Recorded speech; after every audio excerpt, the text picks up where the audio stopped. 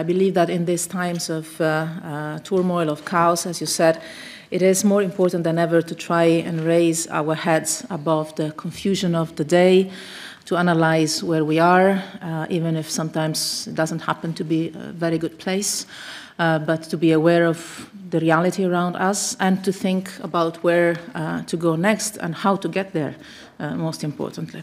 Sometimes it is useful to imagine solutions that today might seem impossible to achieve. For instance, asking how to build a regional security architecture for the Middle East and North Africa, trying to reset our thinking, as you have done through these two projects. I believe, especially in difficult times, it is important to look beyond the times and allow ourselves the luxury of being visionary and see what could be built over time.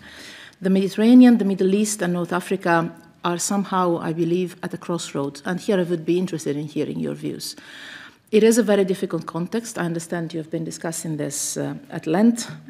We have lived 10 years in our region of conflicts and turmoil. There are maybe now little glimmers of hope that we cannot ignore. But on the other side, I think that if we take a different road at the crossroads, things could go in a very much worse situation than it is the case today. New hopes. There is maybe possibility for peace in Yemen with the ceasefire agreement reached in Stockholm. Daesh has almost been defeated on the ground, and there is hopefully, it would be the right time to relaunch the UN-led negotiations in Geneva to end the war in Syria. In Libya, we see that people all across the country are tired of war and are supporting the electoral process, are supporting the roadmap of the UN envoy, and trying to finally bring an end to the transition. So little glimmers of hope that are incredibly fragile. The possibility of peace, I believe, will not turn into reality if we do not invest all our energies for it. Because at the very same time, the risk of new escalations and new crises is also tragically high. The ceasefire in Yemen can be a possibility, a chance for peace, but needs to urgently evolve into something more solid. Otherwise, the risk of backlash is serious. Some are tempted to turn the war in Syria into a frozen conflict, and I believe this would be the perfect recipe for more ethnic tensions, more human rights violations, new spaces opening up for radicalization and regrouping of terrorist organizations, and ultimately more regional instability. And probably the most worrying for me, in Israel and Palestine, the two-state solution is being dismantled piece by piece on the ground. As I see glimmers of hope that require all our attention and all our, I would say, stubborn investment in to try to consolidate at least some of them, I also fear times of even greater power confrontation in the Middle East and in North Africa. I fear rising tensions in the Gulf. I fear a new arms race in the region. And we all know that confrontation among regional powers is now spreading well beyond our immediate region. For instance, I think of the Horn of Africa, where the influence of tensions around and across the Gulf are feeding further instability and lack of security in a region that has already its own problems by itself. I know that a conference on security and cooperation in the Middle East today is definitely not on the agenda, and probably impossible to imagine how to even convene it or build the way towards convening it. But I think the question we can ask ourselves, again, taking the luxury of thinking one step further, could be how could we get there? What kind of seeds could we plant so that the conditions in the future could be conducive to that? What can we Europeans do as institutions, as an academic community, as think tanks, as citizens, to prevent confrontation and to incentivize cooperation in the Middle East and North Africa? I don't believe that peace in the Middle East and North Africa, and nowhere probably in the world, can be imposed from the outside. I think we should have learned it. It simply doesn't work. Sometimes it makes things even worse.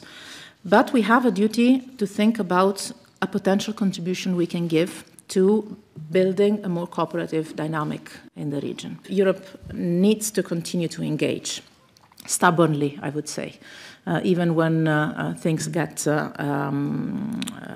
very complicated, even when people tell you you're engaging in a situation where immediate success is basically impossible. I think that we have a duty to do so, even if and even when, and sometimes even more so when the situation is difficult. The European Union has a special responsibility in this respect because we engage, I would say, like no other power does, especially on difficult issues, like the one of the role of civil society or human rights.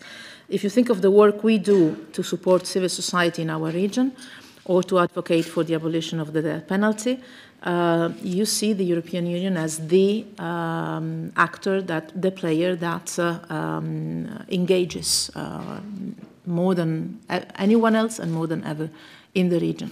I think we are in a time where we have to focus on preventing the darkest scenarios from turning into reality.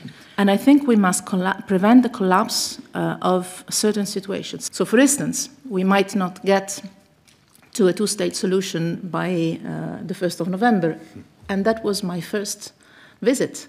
First visit I did when I took office, first days of November 2014, were to Israel and Palestine, to Gaza. And I said, I believe that in 5 years' time, we could have peace in this region. We could finalize an agreement. And I still believe that with political will, that is probably the easiest of the conflicts we have on our table, because everybody knows more or less the parameters that would allow a solution to be found. But today we don't have that political conditions, that political will. So I think that today the point that we can realistically have on our agenda is to avoid that the two-state solution is dismantled for good, and to keep that horizon in place and build the conditions for getting to a political place where we can have that done. We must prevent a nuclear arms race in the Gulf. We must prevent new disasters in Syria or in Yemen, because the situation could go worse. I don't know if this is an optimistic or a pessimistic assessment, but up to you. It's a realistic, probably. So again, there are times in history when resistance and resilience are the most important contributions we can give. We can work to prevent disasters and lay the foundations for better times that I'm sure will come. But, and this is the other side of the coin, they will come only if we give our contribution for this to happen. If we let things go all alone, with the spirit, following the spirit of the time, I'm afraid the better times will not necessarily come.